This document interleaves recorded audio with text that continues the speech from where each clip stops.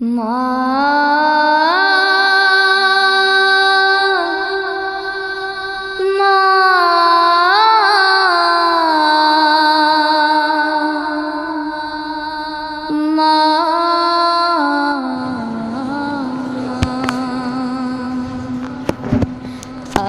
কেন আমায় সুহাগ মাখা ডাক ডাকো না।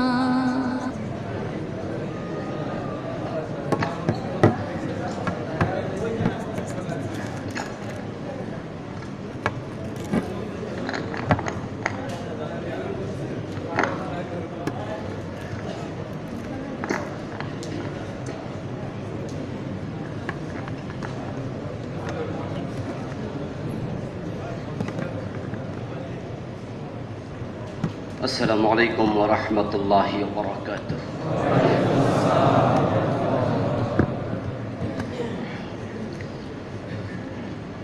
الحمد لله نحمده ونستعينه ونستغفره ونعوذ بالله من شرور أنفسنا ومن سيئات أعمالنا من يهد الله فلا مضل له ومن يضلل فلن تجد له وليا مرشدا ونشهد أن لا إله إلا الله وأن محمدا عبده ورسوله أما بعد فقد قال الله تعالى في كلامه المجيد أعوذ بالله من الشيطان الرجيم بسم الله الرحمن الرحيم إن الله وملائكته يصلون على النبي يا أيها الذين آمنوا صلوا عليه وسلموا تسليما اللهم صل على محمد وعلى آل محمد كما صليت على إبراهيم وعلى آل إبراهيم إنك حميد مجيد اللهم بارك على محمد وعلى آل محمد كما باركت على إبراهيم وعلى آل إبراهيم إنك حميد مجيد اللهم صل وسلم وبارك عليه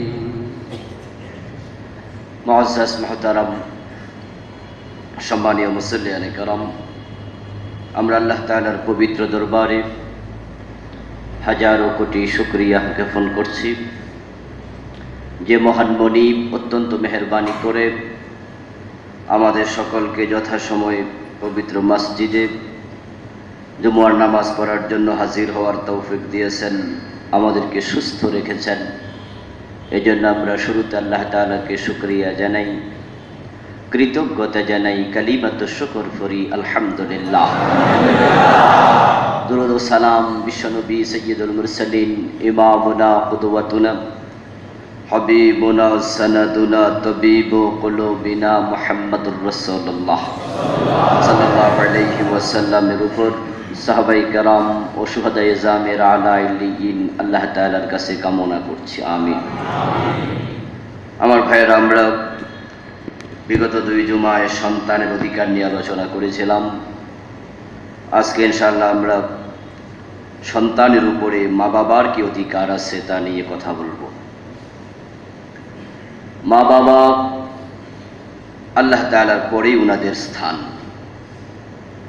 পবিত্র কোরআন মাজিদে আল্লাহ তাআলা নিজের হক নিয়ে যেখানে আলোচনা করেছেন প্রায় সেখানেই তিনি উনার পরেই মাতা পিতার আলোচনা করেছেন। ওয়াবুদুল্লাহ ওয়ালা তুশরিকু বিহি শাইআ ওয়া বিল ওয়ালিদাইনি ইহসানা ওয়া কাযা রাব্বুকা আল্লা তা'বুদু ইল্লা ইয়্যাহু ওয়া বিল ওয়ালিদাইনি ইহসানা। এভাবেই আল্লাহ তাআলা নিজের ইবাদত করার জন্য মানুষকে যেখানে আদেশ করেছেন তারপরেই তিনি বলছেন যে তোমরা মাতা পিতার সাথে ইহসান করো।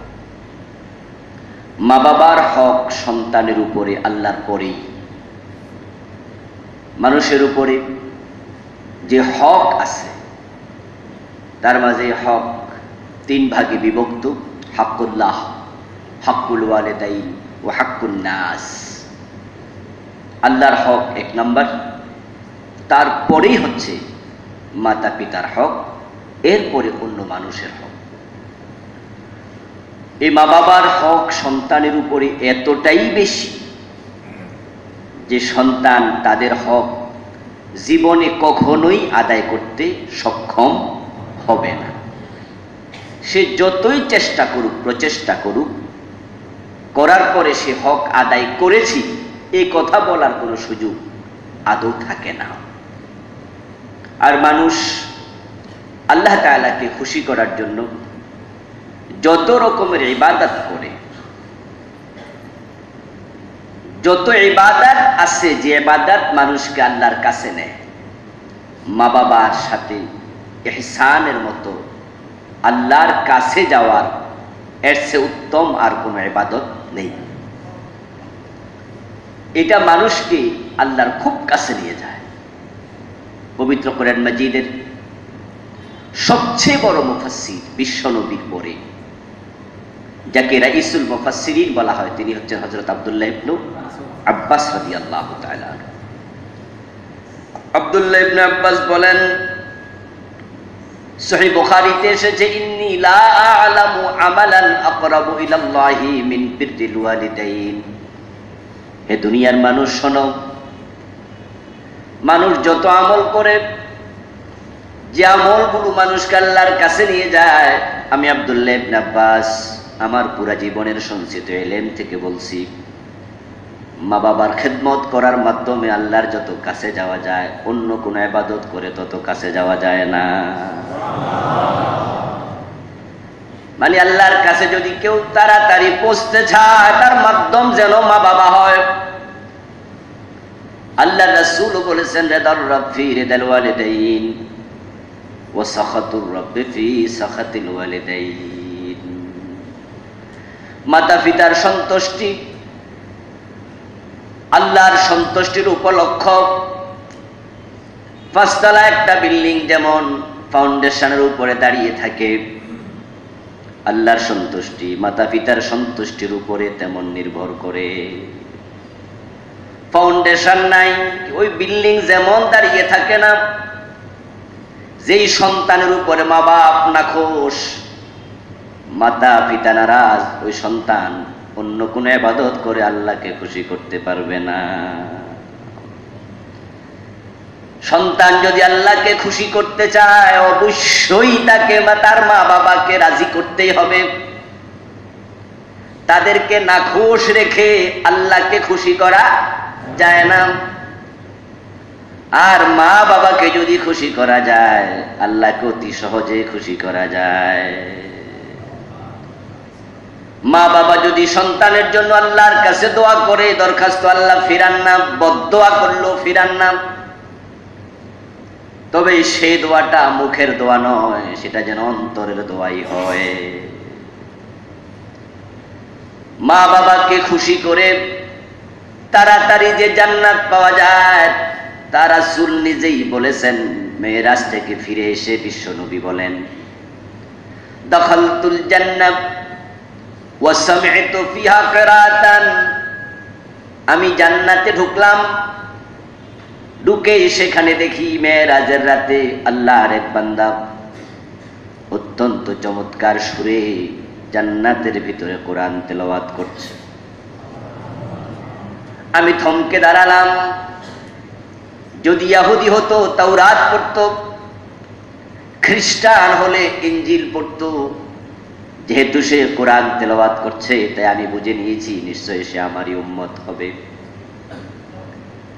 এই সৌভাগ্যবান উম্মতের পরিচয় জানার জন্য জিবরিলকে আমি প্রশ্ন করলাম, মান হুয়া, এ কোরআন তেলাওয়াতকারী ব্যক্তিটি কে? জিবরিল আমিন বলেন, হুয়া হারেসা ইবনে নুমান, হে আল্লাহর রাসূল, এটা আপনার সাহাবী হযরতে হারেসা। অথচ হযরতে হারেসা তখন ইন্তেকালই করেন নাই। আল্লাহর নবী দুনিয়ায় ফিরে আসলেন, হারেসাকে ডাকলেন, ও হারেসা, এমন কি নেক আমল করো যে আমি তোমাকে জান্নাতে কোরআন তেলাওয়াত করতে দেখে এসেছি। ওয়া কানা বাররান নাসি বিউম্মিহা ক্বালা কাযালিকুমুল বিররু কাযালিকুমুল বিররু কাযালিকুমুল বির। হযরত হারেসা বললেন, হুজুর, আমার একজন বুড়া মা আছে, আমি আমার মাকে খুব ভালোবাসি, তাকে খেদমত করি, তাকে না খাওয়াইয়া আমি কোনোদিন নিজে খাই না। কানা ইউফলি রাসাহা ওয়া ইয়াগসিলুহা, তিনি তার মায়ের মাথার চুলগুলো নিজে আশ্রিয়ে বেনি করে দিতেন, নিজের মাকে নিজে গোসল করাতেন। ওয়া ইউতিমুহা, নিজের মাকে নিজে খাওয়াতেন। মাটা হয়তো অসহায় ছিল, আজুজ ছিল, অক্ষম ছিল। ওই বৃদ্ধা মায়ের সাথে উনি এত সুন্দর আচরণ করতেন। উনি বললেন, হুজুর, আমার নেক আমল যদি কোনোটা থাকে, আমি মনে করি এটাই আমার নেক আমলের মাঝে বড় আমল। আল্লাহ রাসূল শুনে 3 বার বললেন, কাযালিকুমুল বীর, তুমি ঠিক বলেছো হারেসা, তুমি ঠিক বলেছো। তোমার মায়ের দোয়ার কারণে দুনিয়ায় থাকতে জান্নাত পেয়ে গেছো। আমার বন্ধুগণ, সেই মা বাবা যাদের আছে তাদের বাড়িতে জান্নাত আছে। আল্লাহর হাবিব বলছেন, আল জান্নাতু তাহতা আকদামিল উম্মাহাত। ও দুনিয়ার মানুষ, জান্নাত খোঁজার জন্য মসজিদে যাচ্ছ, জান্নাত খোঁজার জন্য কাবায় যাচ্ছ, জান্নাত খোঁজার জন্য জিহাদের মাঠে যাচ্ছ, ঠিক আছে যাও, কিন্তু ভুলে যেও না তোমার জান্নাত তোমার মায়ের পায়ের নিচে। এই জন্য তুমি তোমার মাকে খুশি করে যেও। মা বাবা যদি নারাজ থাকে, ওয়া সাখাতুর রাব্বি ফি সাখাতিল ওয়ালিদাইন, যেই সন্তানের উপরে তার মা বাবা নাখোশ, নামাজ পড়ে, হজ করে, জিহাদ করেও সে সন্তান আল্লাহকে খুশি করতে পারবে না। একটি হাদিসে পাওয়া যায়, যখন মানুষ সকালবেলা ঘুম থেকে ওঠে, আল্লাহ তাআলা ব্যক্তির দিকে তাকান, তাকানোর পরে তার জন্য সেদিন যদি সে মারা যায়, সে জান্নাতে যাবে না জাহান্নামে যাবে।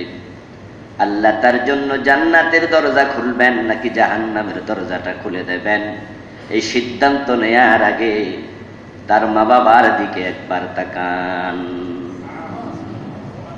ওয়াইন আসবাহা মুতিআন লিওয়ালিদাইহি ইয়াসবাহ লাহু বাবান মাফতুহান মিনাল জান্নাহ ওয়া ইন কানা ওয়াহিদান ফাওয়াহিদা।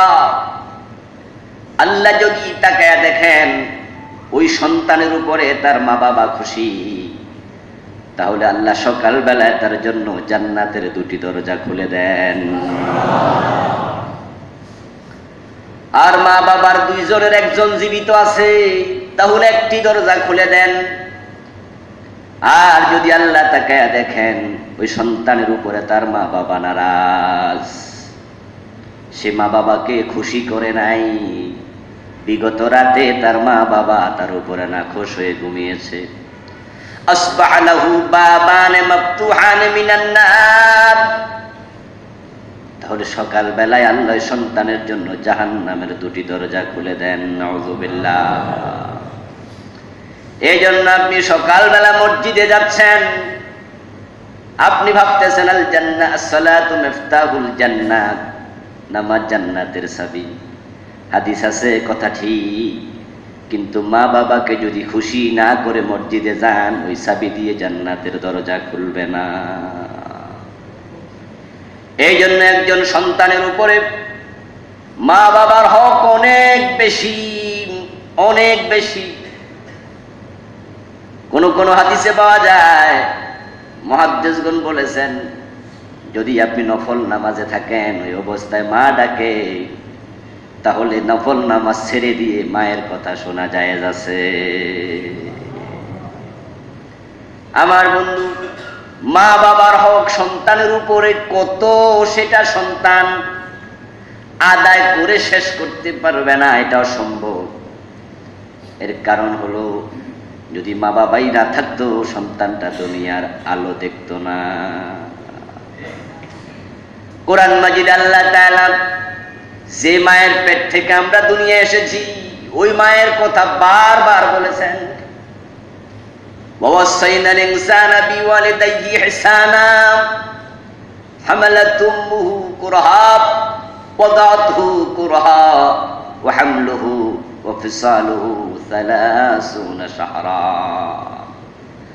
আল্লাহ তাআলা বলেন, সন্তান, তোমার মা তোমাকে কত কষ্ট করে পেটে ধারণ করেছে, জীবনের ঝুঁকি নিয়ে তোমাকে প্রসব করেছে, এবং দীর্ঘ 2টি বছর তোমাকে নিজের বুকের দুধ খাইয়েছে। আমার বন্ধু, সন্তানের জন্মের পরে মা যদি ওই সন্তানকে না খাওয়াইতো, আমরা এত দুর্বল ছিলাম। দুনিয়ার সব মাখলুকের দিকে তাকান, গরুর বাচ্চা জন্মের পরে নিজে নিজে দুধ চিনে নেয়, তার মা তাকে ওলান ছিনানো লাগে না, গরুর বাচ্চা ওলানে গিয়ে মুখ লাগাইয়া নিজে টেনে খায়। ছাগলের বাচ্চা জন্মের পরে 1 ঘন্টা 2 ঘন্টার ব্যবধানে মায়ের ওলান চিনে নিজে টেনে দুধ খায়। মুরগির বাচ্চা নিজে নিজে হেঁটে হেঁটে তারপরে নিজের খাবার খায়। কিন্তু আমাদের জন্মের পরে আমরা এতটা দুর্বল ছিলাম, যদি মা নিজে না খাওয়াইতেন, আমরা কোনোদিন নিজে খেতে পারতাম না, না খেয়ে মরে যাওয়া লাগতো। তাহলে আমাদের যে জীবনটা, সেটা মায়ের করুণার মাধ্যমেই টিকে আছে। আমাদের মা আমাদের উপরে কত করুণা করেছেন, সে করুণার স্বীকৃতি আল্লাহ কোরআনে দিয়েছেন, এই যে রব্বিরহামহুমা কামা রব্বায়ানি সগীরা। এই দোয়ার মাঝে এটাই আল্লাহ বলছে, তুমি বলো, হে আমার রব, আমার মা বাবার সাথে আপনি এমন ভাবে রহম করুন, করুণা করুন, যেমনই ভাবে ছোট কালে আমাদের মা বাবা আমাদের সাথে করুণার আচরণ করেছে।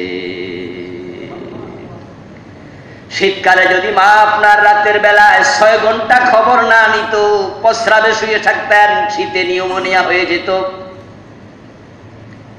কিন্তু আপনার মা, আমার মা, এই শীতকালে যখন আমাদের ঘুমিয়েছেন, মারা সন্তানকে ঘুম পাড়ানোর পরে সন্তানের ব্যাক সাইডের উপরে একটা হাত রেখে দেয়।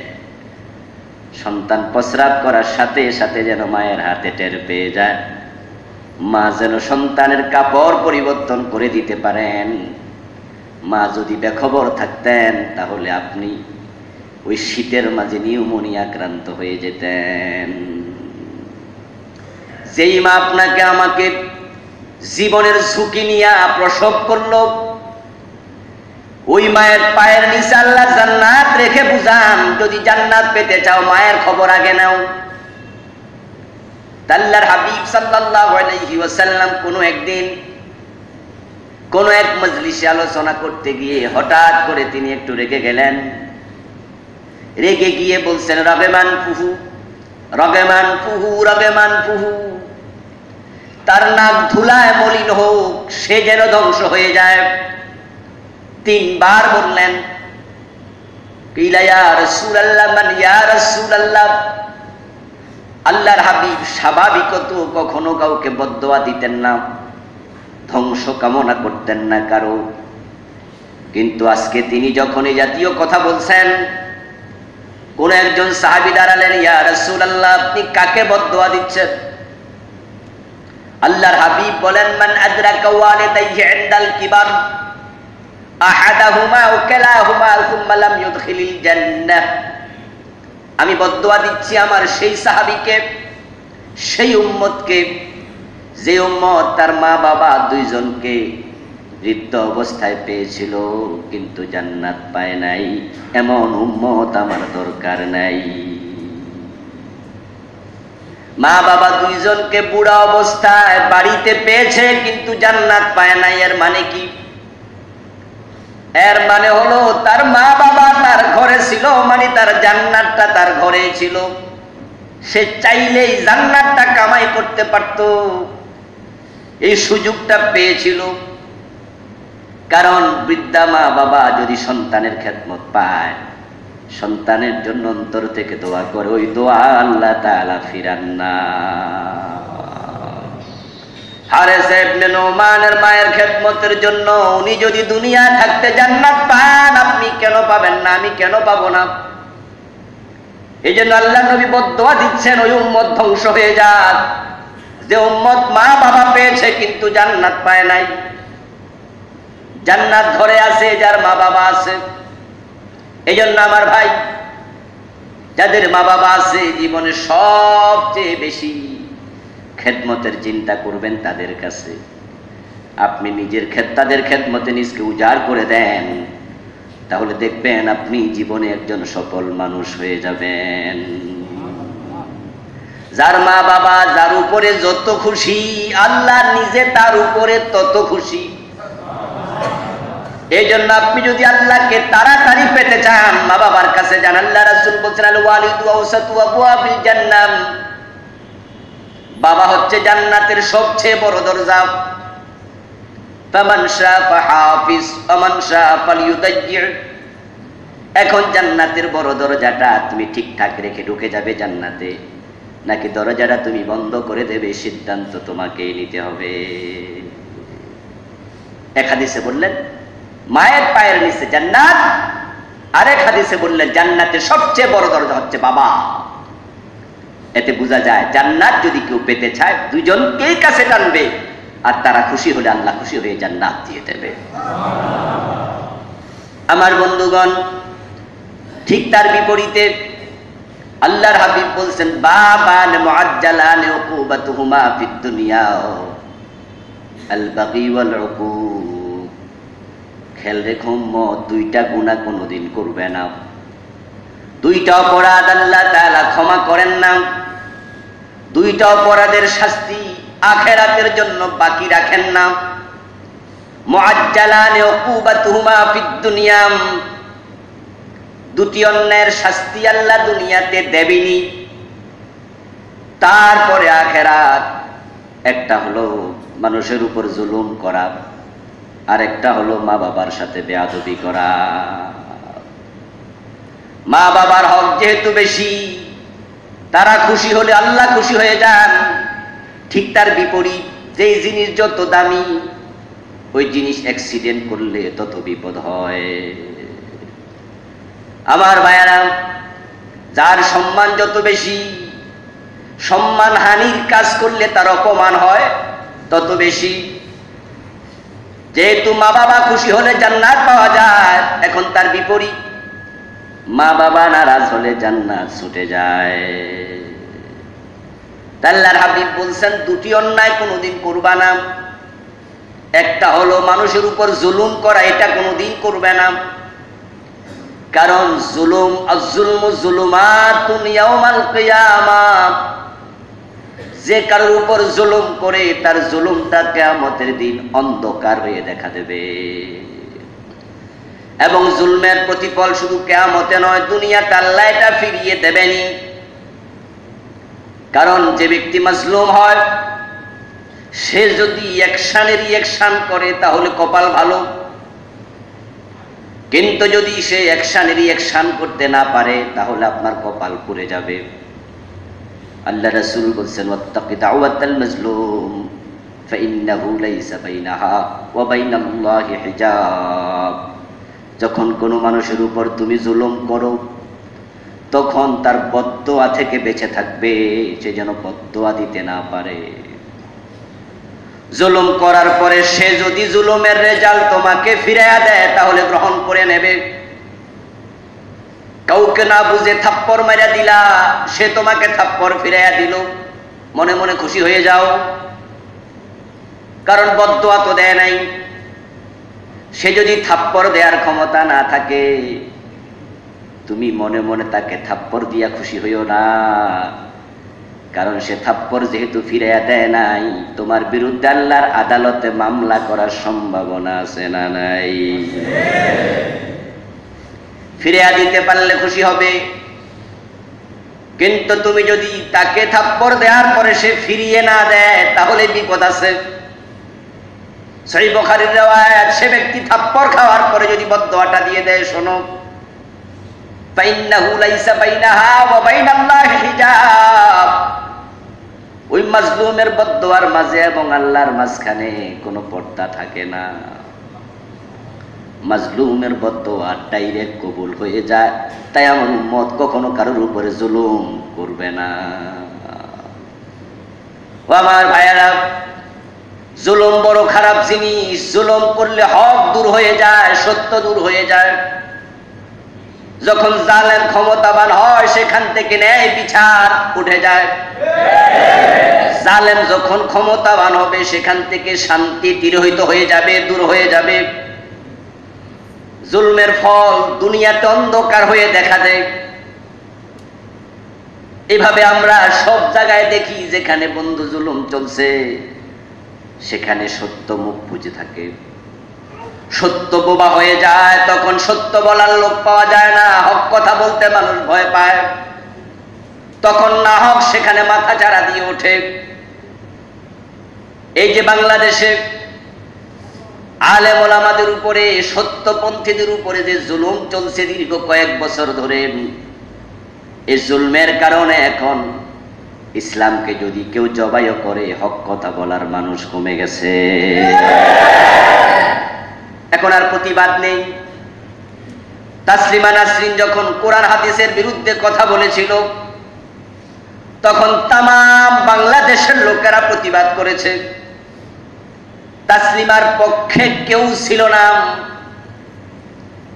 যে পত্রিকা জনকণ্ঠ তাদের রিপোর্ট ছাপিয়েছে তাসলিমার, তারাও তার পক্ষ নিতে সাহস করেনি। কিন্তু পরিবর্তিত পরিস্থিতিতে কি পরিমাণ নাস্তিকের জন্ম নিয়েছে। এখন পত্র পত্রিকায়, টেলিভিশন, টক শোতে প্রায় প্রতিদিন কোরআন হাদিসের বিরুদ্ধে কথা হচ্ছে, মিছিল করার লোক পাওয়া যায় না। এখন প্রায় কোরআন হাদিসের বিরুদ্ধে কটাক্ষ করে কথা বলে। আমার বন্ধু, বইয়ের মাঝে লেখা আছে অতে ওযু করো, মসজিদে গিয়ে নামাজ পড়ো। ওই বইগুলোকে সামনে এনে টকশোতে সমালোচনা করে বলা হচ্ছে এই অতে ওযু করো কেন শিখায়, গতে গান শোনা ভালো নয় কেন শিখায়, এগুলো শিখানো যাবে না। মুসলমানের দেশে ওযু শিখানো যাবে না, নামাজ পড়ো শিখানো যাবে না, গান শোনা ভালো নয় এটা বলা যাবে না। টেলিভিশনের মতো জায়গায় এসে সাহস করে বলার সুযোগ পেয়েছে। তাসলিমা ইসলামের বিরুদ্ধে কথা বলে পালানো লাগছে। উনারা পালায় নাই, বরং হালুয়া রুটি খাচ্ছে। কারণ কথা বলতে গেলে মামলা হবে, হামলা হবে, জঙ্গি বলা হবে, জেলে নেওয়া হবে, ফাঁসিতে ঝুলিয়ে দেওয়া হবে।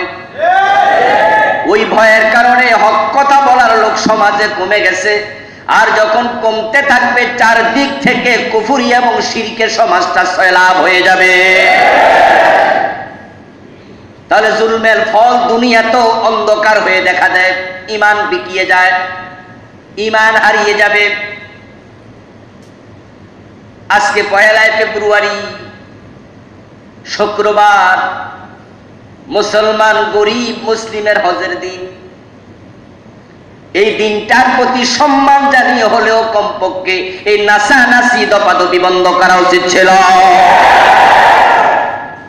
কমপক্ষে দিনটার সম্মানের দিকে তাকাইয়া যে না, এটা দরকার। কিন্তু তামাম বাংলাদেশে দেখেন, হাটে ঘাটে বের হওয়ার পরিবেশ থাকবে না কিছুক্ষণ পরে। সবাই প্রস্তুতি নিচ্ছে সাজরব। আমার বন্ধু ঢোল নিয়ে তবলা নিয়ে নামবে, আমরা নামবই, কারণ আমরা বাঙালি। এর বিরুদ্ধে কথা বললে জাতীয় ঐতিহ্যের বিরুদ্ধে কথা বলা হবে, বাঙালিয়ানার বিরুদ্ধে কথা বলা হবে।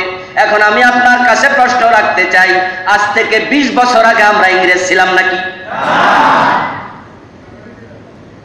তো 20 বছর আগে যদি আমরা বাঙালি থাকি, তখন তো অনুষ্ঠানটা ছিল না, ঠিক না? আজ থেকে 20-25 বছর আগে তো রাষ্ট্রীয়ভাবে এটাকে পালন করা হয়নি, বরং এই পয়লা বৈশাখ উদযাপন করতো শুধু হিন্দুরা। এটা বাঙালিয়ানা না, মুসলমানের সংস্কৃতি না। এই পয়লা বৈশাখের অনুষ্ঠান শুধু হিন্দুদের মাঝে সীমাবদ্ধ ছিল, এটা হিন্দুদের সংস্কৃতি ছিল।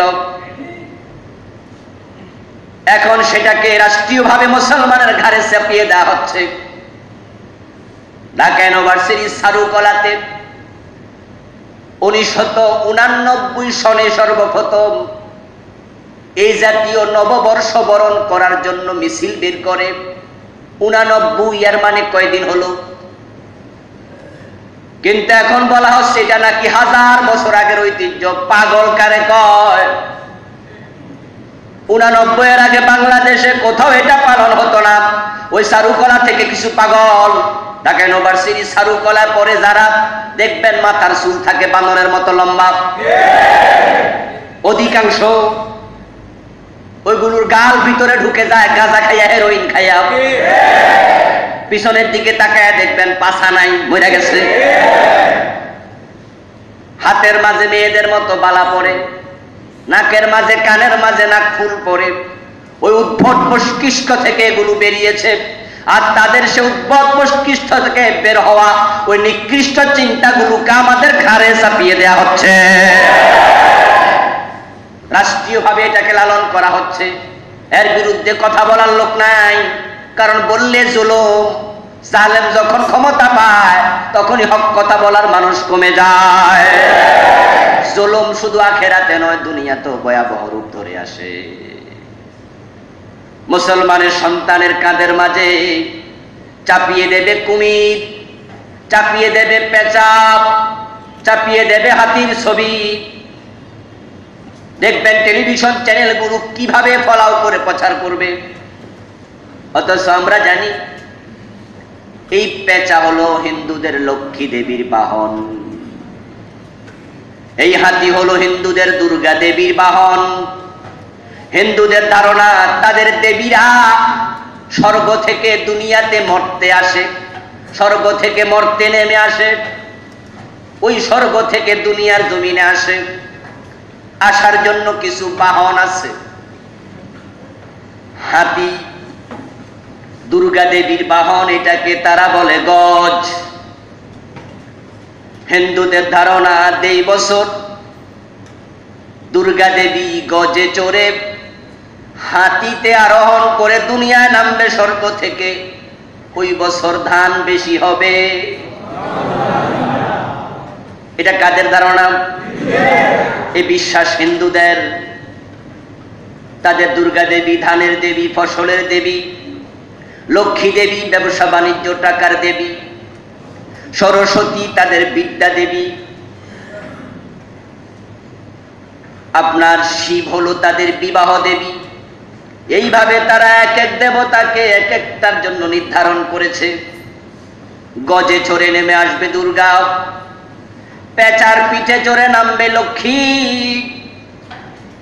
এখন মুসলমানের সন্তানের পিঠের মাঝে পেঁচার মূর্তি, ওই হাতিকে সামনে নিয়ে মিছিল করছে। দেখেন নাই? হাতি বানায়া হাতি কাঁধে নিয়ে মিছিল করছে। ওই হাতি তো মুসলমানের না, এটা ওই দুর্গা দেবীর বাহন। ওই পেঁচা সামনে নিয়ে মিছিল করছে, পেঁচা তো মুসলমানের না, এটা হিন্দুদের লক্ষ্মী দেবীর বাহন। এখন বাঙালিয়ানার নামে মুসলমান সন্তানের কাঁধের মাঝে হিন্দুদের মূর্তি, হিন্দুদের দেবীর বাহন গুলো চাপিয়ে দেয়া হচ্ছে। যেই বাঙালিয়ানা মানুষকে শিরকের দিকে নিয়ে যায়, আমরা সে বাঙালি হতে চাই না। আমাদের পরিচয় আমরা মুসলিম বাঙালি।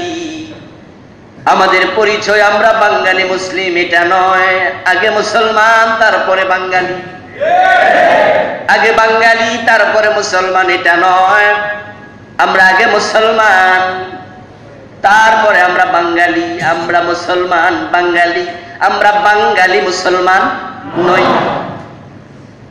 তাই তারা বলে বাঙালিয়ানা ঠিক রেখে মুসলমান, আমরা বলি না ইসলাম ঠিক রেখে তারপরে বাঙালিয়ানা। যদি বাঙালি হতে গেলে ইসলাম হারিয়ে যায়, আমরা সে বাঙালি হতে চাই না। আপনারা যারা আমার আলোচনা আজকে শুনছেন, আপনার সন্তানকে বৈশাখী অনুষ্ঠানে যেতে দেবেন না, এটাকে বর্জন করুন, বর্জন করুন, বর্জন করুন। নিজের যুবতী মেয়েটাকে শাড়ি পরিয়ে রাস্তায় নামাইয়া দেবেন, ওই যুবকেরা তার গালের মাঝে উল্কি আঁকবে, পিটু দাম করে দাঁড়াইয়া থাকবে, পিঠের মাঝে যুবক উল্কি এঁকে দেবে। বেহায়াপনা বেলাল্লাপনা পুরা জাতি বেসে যাবে। যদি বেহায়াপনার নাম বেলাল্লাপনার নাম বাঙালি হয়, এমন বাঙালি হওয়া থেকে আল্লাহ আমাদের হেফাজত করুন। বাঙালি হওয়ার জন্য যদি ধুতি পরা লাগে, এমন বাঙালি আমরা হতে চাই না। এইবারে নতুন করে আগমন ঘটেছে, অনলাইনে পড়লাম ছোট ছোট বাচ্চাদের জামার সাথে ধুতি দিয়েছে, উপরে সেটটা ফতুয়া, নিচেরটা হলো ধুতি। মার্কেটে এসেছে। আমার বন্ধু, তাহলে পরিকল্পনা কোনটা? আসলে বাঙালি বানানো নয়, ধুতি মুসলমানের সংস্কৃতি নয়। বাঙালি হওয়ার জন্য যদি তবলা বাজানো লাগে, একতারা বাজানো লাগে, হিন্দুদের দেবতার বাহন কাঁধে নেওয়া লাগে, গালে উল্কি আঁকা লাগে, কামিজ খুলে শাড়ি পরে পেট পিট দেখানো লাগে, ধুতি পরা লাগে, তাহলে আপনাদের বাঙালি বানানো হচ্ছে না, ধীরে ধীরে হিন্দু বানানোর ষড়যন্ত্র চলছে। সাবধান হন, যদি সজাগ না হন ইমানটা হারিয়ে যেতে পারে। ও মুসলমান, এটা আজকে এজন্যই সম্ভব হয়েছে কারণ হক কথা বলার পক্ষে লোক আজকে খুবই কমে গেছে। যারা বাঘের মতো হুঙ্কার দিয়ে, সিংহের মতো গর্জন দিয়ে কথা বলতো, ওই বাঘগুলাকে খাঁচায় বন্দি করে রাখা হয়েছে। আমার ভাই, যদি আপনি ঈমান হারান, আল্লাহর কিছু আসে যায় না, আপনার নিজের ক্ষতি। আপনি মুমিন হয়ে মরবেন, জান্নাত পাবেন, নিজের লাভ। ঈমান হারায়া মরবেন, জাহান্নামে যাবেন, আল্লাহর কোনো ক্ষতি নাই, ক্ষতিটা আপনার নিজের। এই জন্যই সব সময় জুলমের বিপক্ষে, জালেমের বিপক্ষে অবস্থান নেবেন, কারণ যেই সমাজে জালেম থাকবে না, সেখানে হক কথা বলার পরিবেশ তৈরি হয়ে যায়। আল্লাহ রাসূল বলছে, আমার উম্মত জুলুম করো না কখনো। জুলুম করলে সমাজ ক্ষতিগ্রস্ত হবে, দেশ ক্ষতিগ্রস্ত হবে, সর্বোপরি ব্যক্তিগতভাবে তুমি ক্ষতিগ্রস্ত হবে। মাজলুম বদদুয়া দিলে যদি কবুল হয়ে যায়, আপনারা দেখেছেন মাঝে মাঝে হাইকোর্টের কার্যতালিকায় বিভিন্ন মামলার নথি প্রকাশ করা হয়, অমুক মামলার শুনানি হবে। হাইকোর্টের কার্যতালিকায় 100 নম্বর মামলা শুনানি হবে আগামী রোববার, সোমবার, বুধবার, বৃহস্পতিবার। যে আসামির মামলাটা শুনানি হবে, ওই হাইকোর্টের বেঞ্চে ওই আসামির গায়ের টেম্পারেচার বেড়ে যায়, হার্টবিট বেড়ে যায়, মামলা শুনানি পর্যন্ত অস্থিরতা কমে না। কারণ সে জানে সুপ্রিম কোর্টের বেঞ্চ থেকে, হাইকোর্টের বেঞ্চ থেকে যদি মামলার রায় হয়, আর সে রায় যদি আমার বিপক্ষে যায়, ফিরানোর ক্ষমতা কারো আর। ওই মামলার রায় হওয়ার আগ পর্যন্ত তার টেম্পারেচার বেড়ে যায়, শরীরের হার্টবিট বেড়ে যায়, কারণ সে জানে যে বিচারপতি রায় দেবেন, সুপ্রিম কোর্টের বিচারপতির বিরুদ্ধে আপিল করার জায়গাও বাংলাদেশে আর। যার উপর জুলুম করলেন সে যদি মামলা দেয়, আর সব বিচারপতির বিচারক আল্লাহ সেই মামলাটা ওনার ডায়েরিতে নথিভুক্ত করে নেয়, তাহলে আপনার আর উপায় নাই, উপায় নাই। কারণ আপনি উত্তরবঙ্গের রিক্সাওয়ালার গায়ে 3 কেজি ওজনের থাপ্পড় মেরেছেন। আপনি এলাকার নেতার ভাতিজা, এমপির খালাতো ভাই, ওই রিক্সাওয়ালা আপনাকে থাপ্পড়টা ফিরিয়ে দেয়নি, দেওয়ার মতো সাহস শক্তি তার নাই। তাই রিক্সার হাতলে হাত দিয়ে পেডেলে পা রেখে চোখের পানি ছেড়ে আকাশের মালিকের কাছে বিচারটা দিয়ে দিল, ও আল্লাহ, আমি কি অন্যায় করেছি? 20 টাকার ভাড়া তো 30 টাকা চাই নাই, 20 টাকায় চেয়েছিলাম, সে 10 টাকা দিল, তা আমি আরো 10 টাকা কেন চাইলাম? টাকাটাও কেড়ে নিল, গালে একটা থাপ্পড়ও মেরে দিল। আমার ক্ষমতা নাই, মামলাটা তোমার আদালতে দিলাম। তার মামলার আরজির মাঝে আর তার মাঝে রাসূল বলেন, লাইসা বাইনাহা ওয়া বাইনাল্লাহি হিজাব, কোনো পর্দা নাই। ওটা যদি নথিভুক্ত হয়ে যায়, 3 কেজি ওজনের থাপ্পড় আপনি দিলেন গরিবের গালে, 10 কেজি ওজনের থাপ্পড় আপনার গালে ফিরিয়ে দেওয়ার ক্ষমতা আল্লাহর আছে না নাই? ওই মইনিউর মতো, ফখরুদ্দিনের মতো সৎ সরকারি কর্মচারী যারা সরকারের চাকর ছিল, মন্ত্রীদেরকে দেখলে দাঁড়ায়া স্যার স্যার বলতে বলতে জিহ্বার পানি শুকায়া ফেলতো। কিন্তু আল্লাহর কারিশমা কি দেখেন নাই? তাদেরকে দেশের ক্ষমতায় বসায়া কত মন্ত্রীকে ঠান্ডা পানি খাওয়ায়া ছাড়ছে। এটা ফখরুদ্দিন মঈনুদ্দিন আসলে করে নাই, তাদেরকে দিয়া অনেক গরিবের মামলা আল্লাহর আদালতে ছিল, ওই নথিগুলার মামলার রায় আল্লাহ দুনিয়ায় তাদেরকে ভোগায়া ছাড়ছে। তার ক্ষমতা অনেক বেশি, তাই জুলুম করবেন না, এটা নিষেধ। যদি কারোর উপর কখনো জুলুম করেন, মাপ চেয়ে নেবেন সাথে সাথে, অথবা আপনার উপর আল্লাহর গজব আসার আগে দেয়া মাপ চাইবেন, ভাই তোমাকে আমি অমুক দিনে কথা বলেছি, থাপ্পড় দিয়েছি, ধমক দিয়েছি, আমারে সরি মাফ করে দাও। যদি সে মাফ করে দেয়, হতে পারে আদালতের বাদী যেমন আদালতে গিয়ে মীমাংসার জন্য চাইতে পারে, সুযোগ আছে, বিচারকের কাছে বলতে পারে যে মামলা দিয়েছিলাম আমরা মিনিমাইজ করে ফেলছি, মামলা উড্র হয়। আপনি যদি মাজলুমের কাছে মাফ চাইতে পারেন, আল্লাহর আদালত থেকেও হয়তো মামলা উড্র হতে পারে। কিন্তু যদি মাফ না চান, অপেক্ষা করুন, তিলকা লাইয়ামুন নুদাবিলুহা বাইনান নাস, আল্লাহ বলে আমি দিন ঘুরাইয়া দেই। এই ক্ষমতা চিরকাল থাকবে না। বাঘও বুড়া হয়। দুপুর বেলায় সূর্যের টেম্পারেচার চৈত্র মাসে 36 ডিগ্রি সেলসিয়াস, 38 ডিগ্রি সেলসিয়াস। নিজে অপেক্ষা করুন, মাত্র 5 ঘন্টা পরে সূর্যটা যখন ডুবে, তখন টেম্পারেচার চলে আসে 20-এর নিচে। এত বড় সূর্য 6 ঘন্টার ব্যবধানে টেম্পারেচার কমে যায়। আপনার টেম্পারেচার বেশি দিন থাকবে কেমনে ভাবলেন?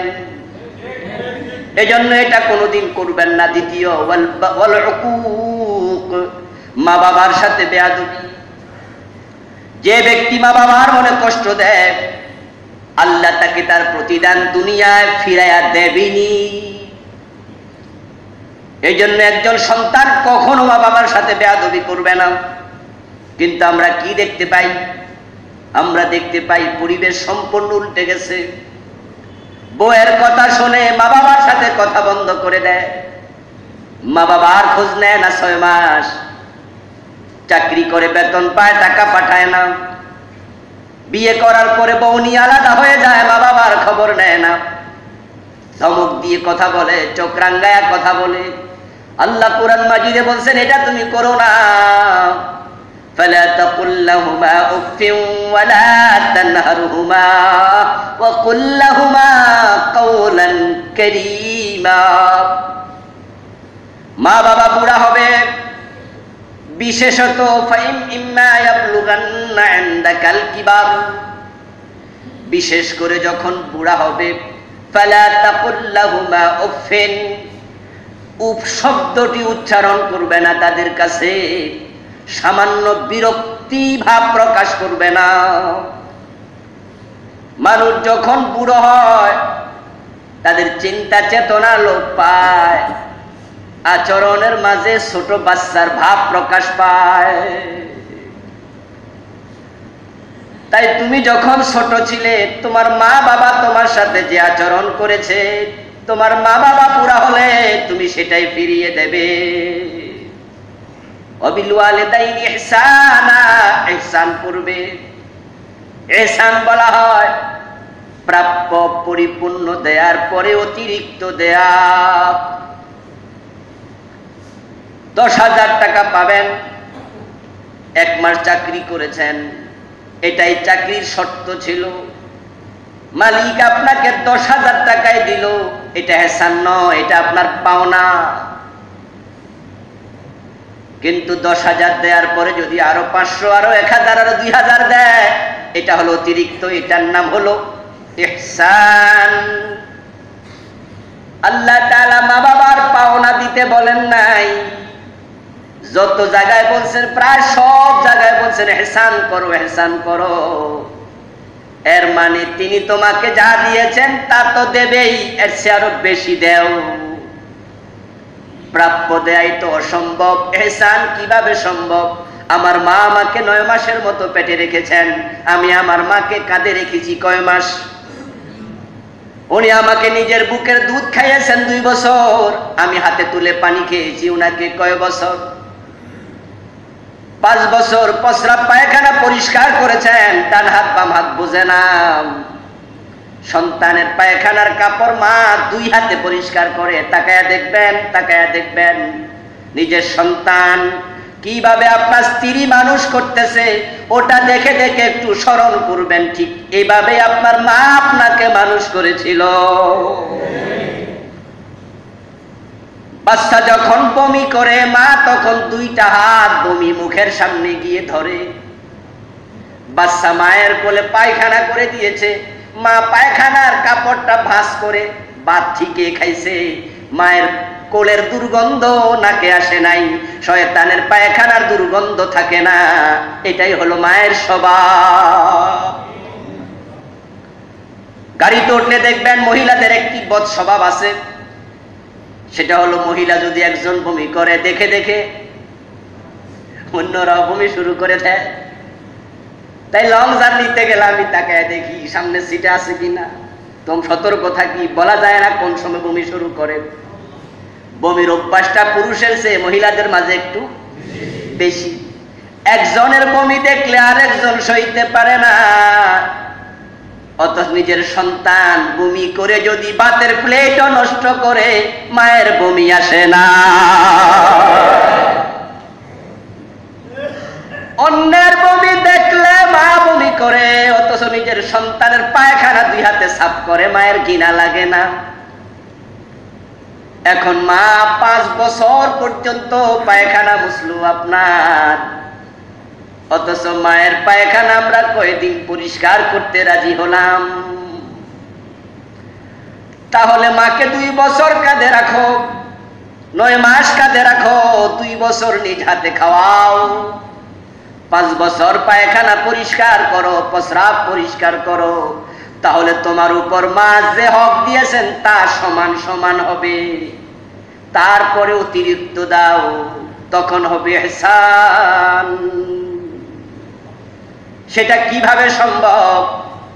আমার বন্ধু, মায়ের পায়খানা প্রস্রাবও যদি আমরা পরিষ্কার করি, মা পায়খানা পরিষ্কার করার সময় আপনার সাথে যে আচরণ করেছিল মানসিকভাবে, সন্তান যখন ডায়রিয়া হইয়া ওই 1.5-2 বছর 3 বছর বয়সে 5 বছর বয়সে নিজে দিনে 5 বার 7 বার পায়খানা করছে, একটা বারও মা বিরক্ত হয় না, বরং পায়খানা করলে মায়ের কলিজায় আঘাত লাগে, আল্লাহ আমার সন্তানকে সুস্থ করো। মা পায়খানা পরিষ্কার করে তাড়াতাড়ি নতুন কাপড় দেয়, মায়ের নাকে দুর্গন্ধ আসেনি।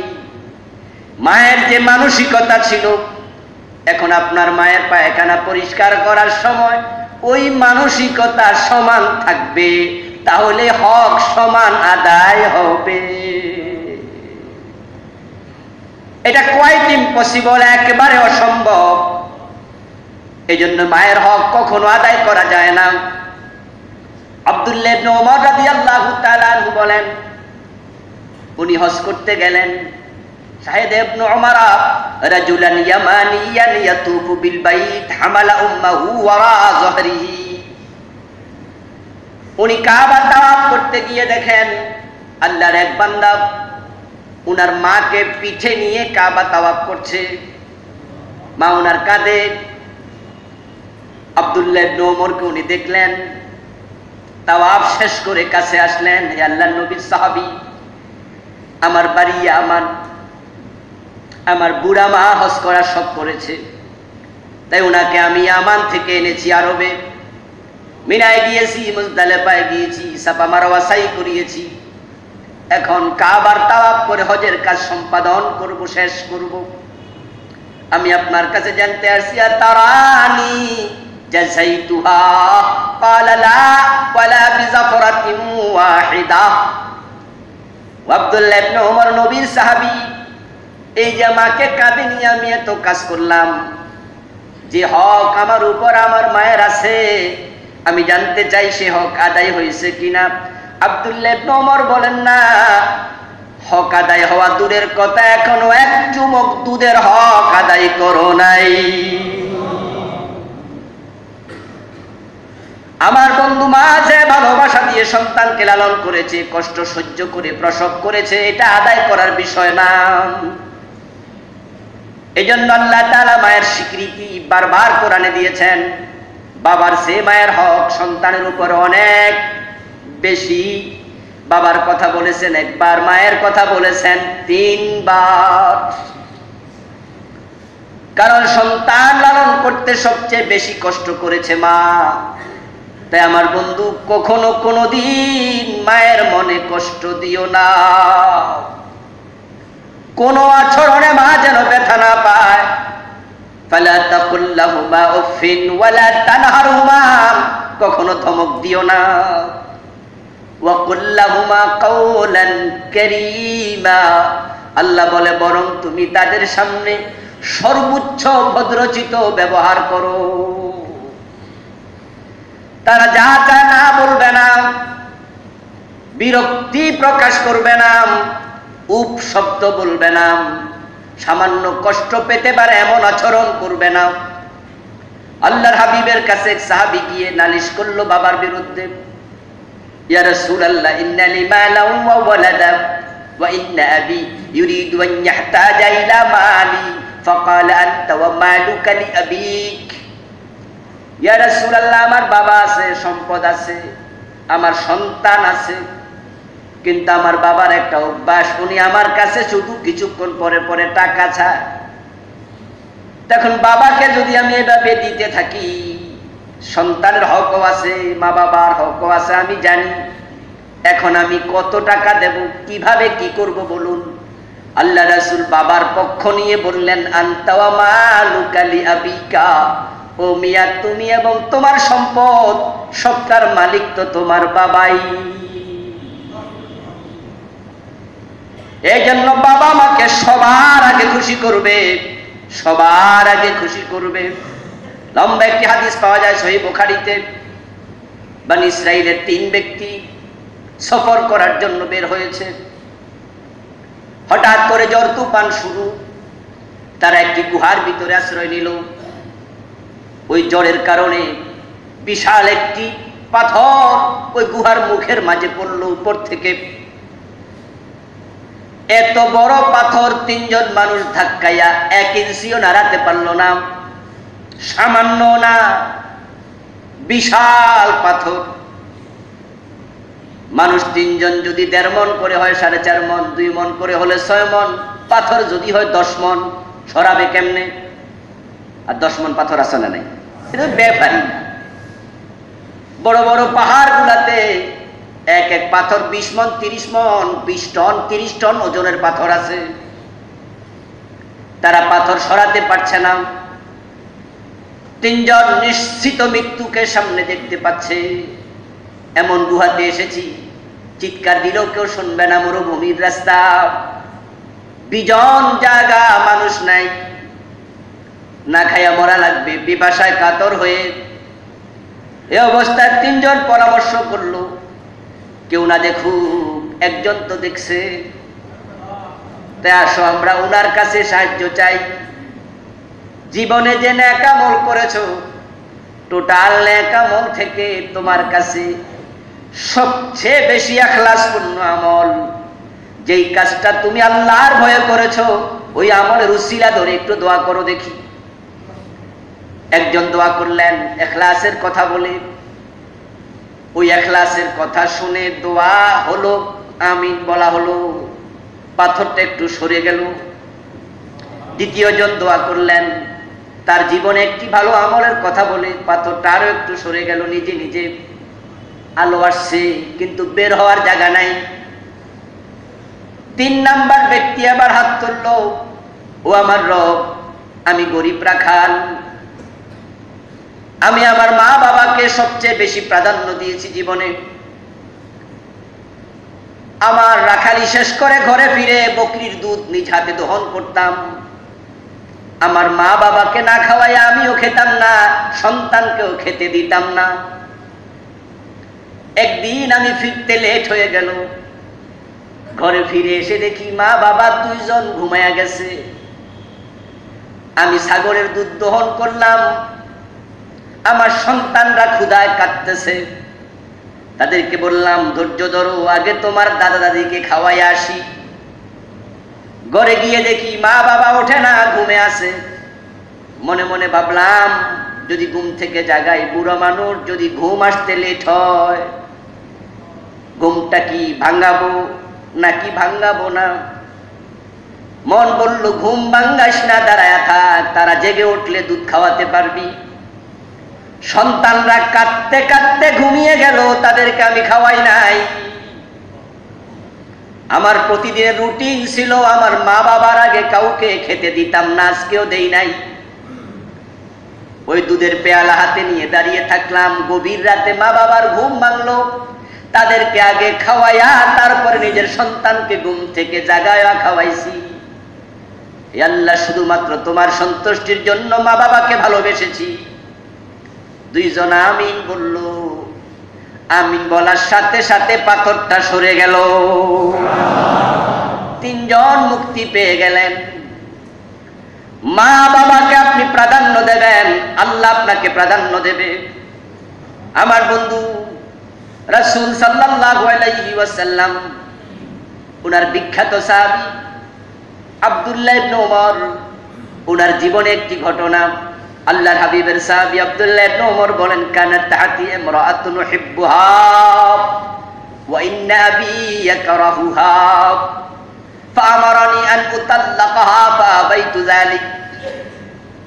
আব্দুল্লাহ ইবনে ওমর বলেন, আমার একজন স্ত্রী ছিলেন, তাকে আমি খুব বেশি ভালোবাসতাম, কিন্তু কেন জানি আমার বাবা ওমর ওনাকে পছন্দ করতেন না। একদিন তিনি আমাকে ডেকে আদেশ করলেন, তোমার বউকে তালাক দাও। ফাআবাইতু যালিকা, আমি তালাক দিলাম না। না দিয়ে আমি বিশ্বনবীর দরবারে হাজির হলাম। হুজুর, আমার বাবারে আপনি বুঝান, আমার স্ত্রীকে আমার বাবা ওমর তালাক দিতে বলে, অথচ আমি তাকে খুব ভালোবাসি। আল্লাহর হাবিব হযরত ওমরের পক্ষ নিয়ে বললেন, ও আব্দুল্লাহ, ওমর যদি তালাক দিতে বলে, ফাতাল্লিকহা ইয়া ইবনা ওমর, তোমার বাবা যদি বউ তালাক দিতে বলে, আমি নবীও বলি তালাক দিয়ে দাও। কোন অপরাধে বলে ওমরকে হযরত আল্লাহর হাবিব খবরও দেন নাই, জিজ্ঞাসাও করেন নাই। ওই বউয়ের পক্ষ নিয়া কোন রকমের কথা বলার বউকেও সুযোগ দেন নাই। রাসূলও বললেন, তাল্লাকহা ইয়া ইবনা ওমর, তালাক দাও। এর কারণ কি? আল্লাহর নবী তো শ্রেষ্ঠ বিচারক, ওই মেয়েটারও তো কথা বলার সুযোগ দেয়া দরকার ছিল, কিন্তু রাসূল সে সুযোগটুকু কেন দেন নাই? একটা মাত্র কারণ, সেই কারণ হলো দুনিয়াতে সন্তানের জন্য মা বাবার চেয়ে বড় দরদি হিতাকাঙ্ক্ষী আর কেউ নাই। এই জমিনে আপনাকে সবচেয়ে বেশি ভালোবাসে কে? আল্লাহর পরে উত্তর হলো আপনার মা এবং আপনার বাবা। সন্তানের জন্য মা বাবার চেয়ে কেউ হিতাকাঙ্ক্ষী যেহেতু নাই, ওই হিতাকাঙ্ক্ষী বাবায় যদি বলে বউ তালাক দাও, তাহলে কারণ জানা দরকার নাই। আমার বন্ধু, যেখানে মা বাবার কথা শুনে বউ তালাক দেয়া যায়, সেখানে আজকের সমাজ এমন সন্তান হারাচ্ছে, বরং এমন সন্তানই হচ্ছে যারা বউয়ের কথা শুনে মা বাবার সাথে সম্পর্ক ছিন্ন করছে। যদি আপনি আপনার মা বাবার সাথে সম্পর্ক ছিন্ন করেন, খারাপ করেন, আপনি নিশ্চিত থাকেন আল্লাহ আপনার সাথে সম্পর্ক ছিন্ন করবেনই। তিলকাল আইয়াম নুদাবিলুহা বাইনান নাস। আপনি অপেক্ষা করুন, আপনি অপেক্ষা করুন, ওই দিন আপনার সামনে আসবেই। আজকে আপনি ছেলে, কালকে হবেন বাবা। ছেলে অবস্থায় বাবা মায়ের সাথে যে আচরণ করেছেন, আপনার সন্তানকে দিয়ে আল্লাহ সেটা ফিরাইয়া দেওয়ার আগে আপনাকে মৃত্যু দেবেন না। অপেক্ষা করুন, এটা হবেই নিশ্চিত। আপনার সন্তানকে দিয়ে এমন আচরণ আল্লাহ করাইয়া তারপরে আপনাকে মৃত্যু দেবেন। আজকে আপনি বউ, কালকে হবেন শাশুড়ি, অপেক্ষা করুন। আমার বন্ধু, আজকে সন্তানেরা ওই মা বাবা, যেই মা বাবার সে কল্যাণকামী কেউ নেই, তাকে নিয়ে ভাগাভাগি করে, ভাগাভাগি করতে থাকে সন্তানকে নিয়ে মা বাবা, মা বাবাকে নিয়ে সন্তান। 10 দিন 10 দিন 10 দিন, 15 দিন 15 দিন ভাগ করে। আমার বন্ধু, আমি গত জুমার আগের জুমায় বলেছি ভাগাভাগি না, জায়েজ নয়। 3 ভাই, মা বাবার খেদমতের চিন্তা সবার মাঝেই তো আছে, তাই 10 দিন করে খাওয়াতেই পারে। কিন্তু আমি আপনাকে বলছি, আপনি আপনার মা বাবাকে সামনে এনে বউয়ের স্পষ্ট করে বলে দেবেন 10 দিন 10 দিন নয়, আমার দরজা 30 দিন খোলা। এই ঘর আপনার, এই বাড়ি আপনার, এই সংসার আপনার। মা, এই সংসারে দরজায় ঢুকতে অনুমতি লাগবে না। নিজের মানিব্যাগ দেখায় বাবাকে বলে দেবেন এটা আপনার। যখন মনে চায় টাকা নিতে অনুমতি লাগবে না। মা বাবা এত স্বল্পে সন্তুষ্ট থাকে, তাদেরকে কোটি টাকা দিয়ে খুশি করা লাগে না। আপনার সুন্দর আচরণ তাদের কলিজাটাকে ভরে দেবে। হৃদয় থেকে দোয়া আসলে জীবনটা কামিয়াব হয়ে যাবে। ঠিক উল্টাটা যদি করেন, মনে কষ্ট পায়, কলিজা আঘাত লাগে, জীবন ধ্বংস হয়ে যাবে। নিজের ছোট্ট বাচ্চা, বাসা থেকে বউ ফোন করেছে আঙ্গুর কিনে নিয়ে এসো, নিয়ে আসলেন, মা দেখবে, তাই বাচ্চারে গোপনে খাওয়া। বাবা দেখে ফেললে যদি ভাগ দেয়া লাগে, তাই বাজার থেকে তরমুজ কিনে আনছে, মা বাবা যেন টের না পায়। যদি কোনোভাবে আপনার মা বাবা দেখে ফেলে আর নাতিকে জিজ্ঞাসা করে কি খাইছো, তোর মুখে কি লাগে আছে, যদি বলে তরমুজ খাইছি, রাতে বাবা আনছে, আমার বন্ধু মায়ের কলিজা ফেটে যাবে, মনে পড়ে যাবে ছোটকালের স্মৃতি। মা নিজে না খাওয়ায় আপনাকে খাওয়াইছে, আর সেই সন্তান আজকে মা থেকে তরমুজ লুকায়া রাখছে। মায়ের কলিজার কষ্টটাই আপনার জীবনে ধ্বংস ডেকে আনতে পারে। এই জন্য মা বাবার সাথে আচরণ হবে সর্বোচ্চ। এটা কোনো বানোয়াটি নয়। আপনি বাজার থেকে আনবেন তরমুজ, আপেল, আঙ্গুর, সবার আগে মা বাবার কাছে দেবেন। সুযোগ যদি থাকে আগে মাকে ডাকবেন, মা বাবা এদিকে আসেন, নেন। আপনি কি ভাবেন আপনার বাজার থেকে আনা তরমুজ আপনার ছেলেকে না দিয়ে আপনার মা বাবা খাবে? অসম্ভব। কারণ নাতি নাতনি হওয়ার পরে সন্তানের চেয়ে ভালোবাসা তাদের সাথে বেড়ে যায়। এখন আপনি লুকায়া দিচ্ছেন, মায়ের কলিজা ফেটে যাবে। 10 দিন পার হইয়া গেছে, 11তম দিনে মেজ ভাইয়ের ঘরে খানা, শ্বশুর শাশুড়ি হাজির। বাজার থেকে ইলিশ মাছ কিনে আনছেন, মা বাবা দেখেছে, কিন্তু খানা তো ছোট ছেলের ঘরে না, মেজো ছেলের ঘরে। ইলিশ মাছ তো বাজার থেকে আনছেন, এটা মা বাবা টের পাইছে, দেখছে।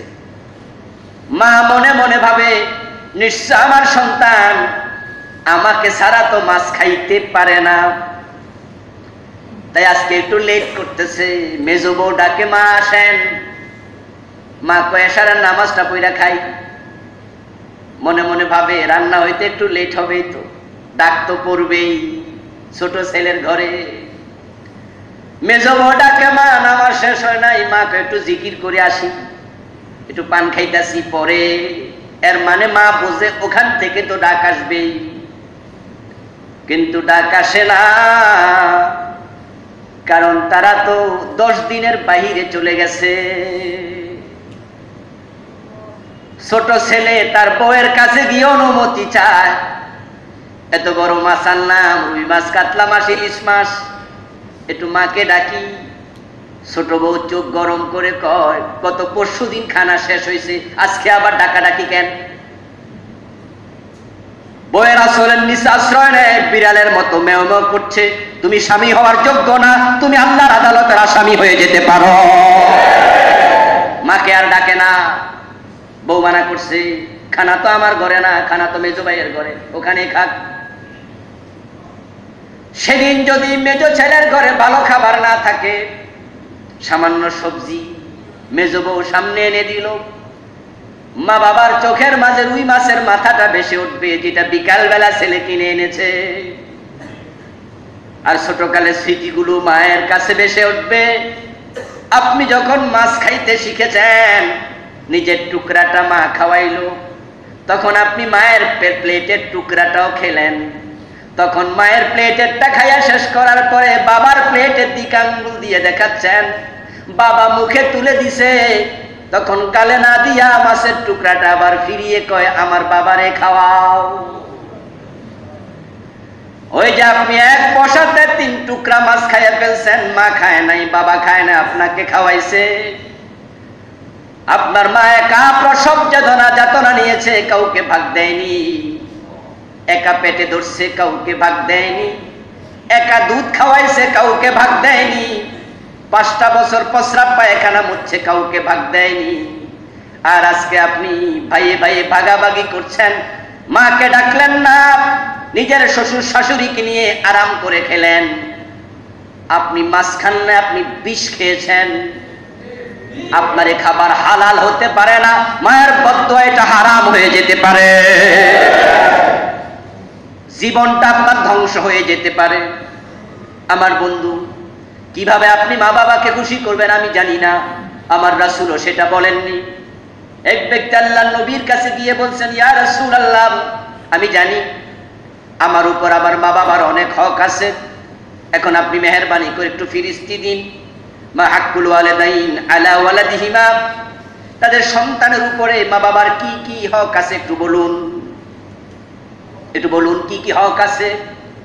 আল্লাহ রাসূল হকের ফিরিস্তি দেন নাই, ফিরিস্তি না দিয়া বললেন, হুমা জান্নাতুকা ওয়া নারুকা, ও আল্লাহর বান্দা কি কি হক আছে আমি সংক্ষেপে বলে দিলাম, তারাই তোমার জান্নাত, তারাই তোমার জাহান্নাম।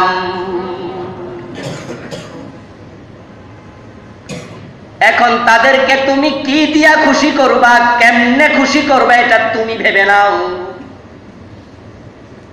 আল্লাহর হাবিব হকের ফিরিস্তি দেননি, কারণ মানুষ ভেদে চাহিদার ভিন্নতা হয়।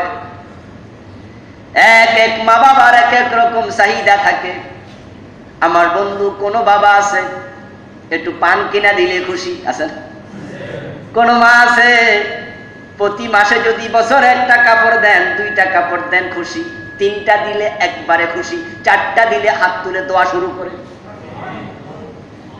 আমার ভাইয়ারা, 500 টাকার নোট পাইলে মা মুস্কি হাসি দেয়, 1000 টাকা পাইলে জড়াইয়া ধরে, 2000 পাইলে তো হাত তুলে আহা আমার। ওই মা বাবাকে খুশি করতে কোটি টাকা লাগে না, তুমি কেমনে খুশি করে জান্নাতে যাইবা এটা তুমি ভাবো। আপনি যখন আপনার ছেলে মেয়ের উপরে, বউয়ের উপরে মা বাবাকে প্রাধান্য দেন, আপনার মা বাবা নিজের চোখে দেখে একটু সামান্য হেরফের হয়েছে, আপনি বউকে ধমক দিলেন, এটা কেন করলাম? মায়ের কলিজাটা এত বড় হয়ে যায়। আপনার বউকে আপনি নেগলেক্ট করবেন, আমি সেটা বলি না। আপনি পরবর্তীতে বউয়ের পিঠে হাত রেখে বুঝান, তোমাকে ধমক দিয়েছি, মনে কষ্ট নিও না, কারণ ওই সময় তুমি যে অন্যায়টা করছো, ধমক না দিলে আমার মায়ের কলিজা আঘাত লাগতো। আপনি বউকে ম্যানেজ করে নেন, মাকে প্রাধান্য দেন। যদি এইভাবে আমরা মায়ের হক, বাবার হক আদায়ের চেষ্টা করি, তাদের হক আদায় করতে পারবো না। আপনি কর্মচারী রেখেছেন, 10,000 টাকা বেতন দেবেন, এটা তার হক। মাস শেষে 10,000 দেওয়ার মতো যোগ্যতা নাই, আপনি তার হাতে 5,000 তুলে দিলেন, দিয়ে বললেন, ভাইজান ফ্যাক্টরির অবস্থা খারাপ, ব্যবসা বাণিজ্য মন্দা, বলেছিলাম 10, তুমি পাবে 10, আছে 5, এখন কি করি বলো? কর্মচারী যদি খুশি মনে বলে 5,000 মাফ করে দিলাম, আল্লাহ ধরার কথা না, ঠিক না? যেহেতু মাফ করে দিছে, তা আপনার মায়ের হক, আপনার বাবার হক আপনি গায়ের চামড়া দিয়া, জুতা সিলাইয়া দিয়ে আদায় করতে পারবেন না, এটাই হলো নিয়ম, এটাই স্বাভাবিক। কিন্তু আপনি সর্বোচ্চ চেষ্টা করেছেন। মা বাবা যদি এটা নিজের চোখে দেখে আর উনারা যদি হক আর না চায়, আল্লাহ আপনাকে ধরবেন না। কিন্তু যদি আপনি আদায় করতে সচেষ্ট না হন, উনাদের কলিজা আঘাত লাগে। মা বাবার কলিজা আঘাত দিয়ে জীবনে উন্নতি আসবে না, আখেরাতে জান্নাতও মিলবে না। যাদের মা বাবা মরে গেছে কি করবেন? বেয়াদবি করেছিলেন, হক আদায় করেননি, তাদের জন্য বেশি বেশি দোয়া করুন। একটি হাদিসে পাওয়া যায়, মানুষ যখন কবরস্থ থাকে, কবরের মাঝে যে পজিশন আছে, কিছু কিছু মানুষের পজিশন চেঞ্জ হয়ে যাবে, তাদের দারাজা বৃদ্ধি পাবে।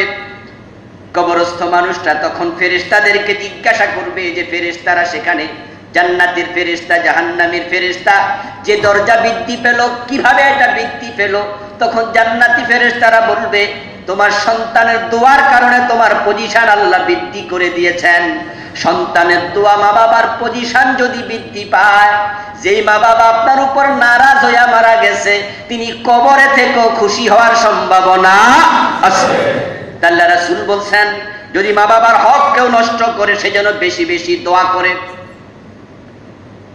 তাই বন্ধু, যাদের মা বাবা মরে গেছেন, হক আদায় করেননি, আজকে অনুতাপ সৃষ্টি হয়েছে, আপনি দোয়া বাড়ায়া দেন, রব্বির হামহুমা কামা রব্বায়ানি সগীরা, দোয়াটা করতে ভুলবেন না, কমপক্ষে 5 ওয়াক্তে 5 বার।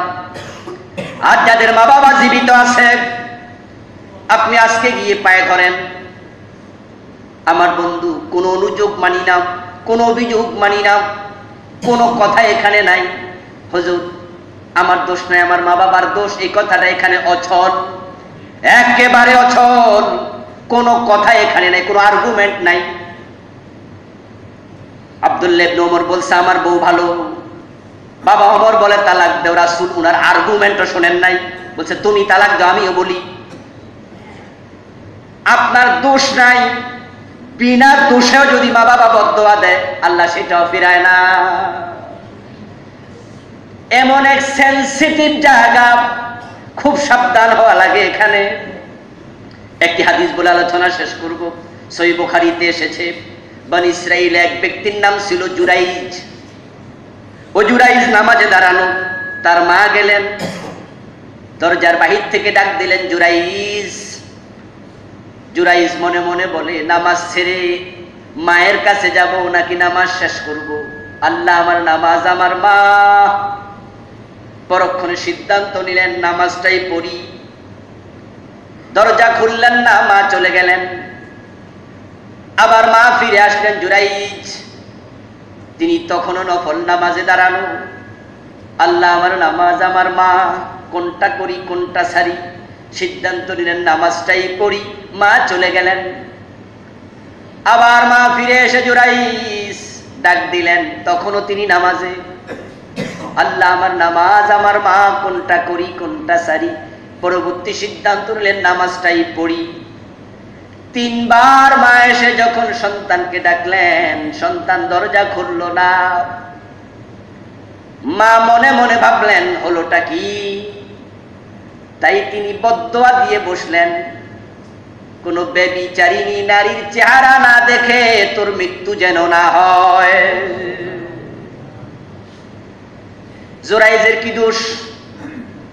উনি তো নামাজে, উনি যে নামাজে নির্দোষ মানুষ এটা মা দেখেনি, কারণ মা তো বাহিরে। আল্লাহ দেখছে কিনা? এই বদদোয়াটা আল্লাহ কবুল না করলেই তো পারে, কারণ আল্লাহ তো দেখছে মায়ের প্রতি কোনো বেয়াদবি নাই, উনি নামাজের কারণে সাড়া দেননি। কিন্তু আল্লাহ রাসূল বলেন মায়ের বদদোয়া আল্লাহ কবুল করে নিয়েছেন, ফিরান নাই। তাই সন্তানের বিরুদ্ধে মা বাবা বদদোয়া যদি দেয় কোনো আর্গুমেন্ট চলে না, কেন দিলা প্রশ্ন চলে না, সেটাও কবুল হয়। সালাসু দাওয়াতিন মুস্তাজাবাত, দাওয়াতুল ওয়ালিদ আলা ওয়ালাদিহি, তিন ব্যক্তির বদদোয়া আল্লাহ ফিরায় না। একটা হলো মাজলুমের বদদোয়া, আর একটা পিতামাতার বদদোয়া, আর একটা মুসাফিরের বদদোয়া। জুরাইজের বদদোয়া কবুল হয়ে গেল ওনার বিরুদ্ধে। কয়দিন পরে একটা চরিত্রহীন নারী উনার কাছে হাজির, উনার মসজিদে ইবাদত গায়ে হাজির হয়ে প্রস্তাব দিল, জুরাইজ আমি তোমার সাথে অপকর্ম করতে চাই। জুরাইজ বলল আউট, বের হও। মেয়েটা খেপে গেল, ঠিক আছে আমাকে বের করে দে, আর মজা দেখাচ্ছি।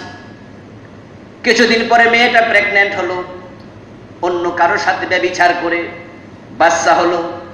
লোকজন এসে ধরলো, এই মেয়ে তোর তো বিয়ে হয় নাই, বাচ্চা কোত্থেকে আসলো? মেয়েটা বলে দিল এটা জোরাইজের বাচ্চা। সব মানুষ গেল জোরাইজের দরবারে, উনার যে ইবাদত ঘর এটাকে ভেঙ্গে মাটিতে মিশাইয়া দিল। জোরাইজের জামার কলা সাইপা ধরে বের করে নিয়ে আসলো। দেখতে মনে হয় সুফি মানুষ, ভিতরে ভিতরে কি করো? জোরাইজ তো অবাক, ইন্না লিল্লাহ, আমি কি করছি রে ভাই? কি করছো? মহিলার কাছে চলো, তখনই টের পাইবা। উনার ইবাদত গা ভেঙ্গে দিয়া কলারে ধরে টেনে নিয়ে মহিলার সামনে হাজির করলো। মহিলাকে জিজ্ঞাসা করলো কি হয়েছে? মহিলা কয় এটা তোমার বাচ্চা। লোকজন জিজ্ঞাসা, আমি কইছি তোমার সাথে আমার ব্যভিচার হয়েছে। হযরত জুরাইজ বললেন তাই বুঝি, এখন কি করি? তাই তিনি অনুমতি নিলেন, আমি 2 রাকাত নফল নামাজ পড়তে চাই, সুযোগ দিবা? লোকজন কয় পড়ো। উনি 2 রাকাত নফল নামাজ পড়লেন, পরে ওই বাচ্চাটার কাছে আসলেন, যে বাচ্চাটা কোলে নিয়ে মহিলা বসে আছে। জুরাইজ বাচ্চার কাছে এসে বলেন, ও বাচ্চা বলো তোর বাবাকে। ওই কুলের বাচ্চা বলল, আমার বাবা অমক রাখাল। তখন লোকজন তো অবাক, মহিলাকে শক্ত করে ধরলো। পিচ্ছি বাচ্চা, কয়েক ঘন্টা বয়স, ওর মুখ দিয়ে কথা এসে গেছে। জুরাইজের প্রতি সবার শ্রদ্ধা আরো বেড়ে গেছে। মহিলার পর্যায়ে স্বীকার করছে, আসলে তার উপর আমার একটা জিদ আছে, সেটা মিটাচ্ছিলাম, অথচ সে ব্যভিচার করেনি। লোকজন জুরাইজের কাছে ক্ষমা চাইল, বলল হুজুর আপনি অনুমতি দিলে আমরা স্বর্ণ দিয়ে একটা মসজিদ বানিয়ে দিতে চাই। জুরাইজ বললেন না, যেভাবে ছিল সেভাবে তোমরা বানিয়ে দাও। তারা তাই করলো। জুরাইজ আল্লাহর ওলি, অনেক প্রিয় বান্দা, কিন্তু মায়ের বদদোয়া উনার বিরুদ্ধে যদি লাগে, আপনার আমার খবর কি? এই জন্য মায়ের ব্যাপারে, বাবার ব্যাপারে, বউয়ের আকতি, অমুকের আর্গুমেন্ট, অমুকের কথা, কোনো কথা এখানে চলবে না। মা বাবার সামনে গিয়ে ওয়াকুল্লাহুমা কাউলান কারীমা ওয়াকফিদ লাহুমা জানাহ যুল্লি মিনার রাহমাহ, আপনার 2টা বাহু তাদের কাছে একবারেই হবে কোমল ভাবে অবনত। এই জন্য দুনিয়া আল্লাহর পরে সবচেয়ে বেশি ভক্তি, সবচেয়ে বেশি বিনয় যার কাছে প্রকাশ করা দরকার, তিনি আপনার মা এবং আপনার বাবা। আল্লাহ তৌফিক দান করুক, আমিন। আসসালামু আলাইকুম ওয়া রাহমাতুল্লাহি ওয়া বারাকাতুহু।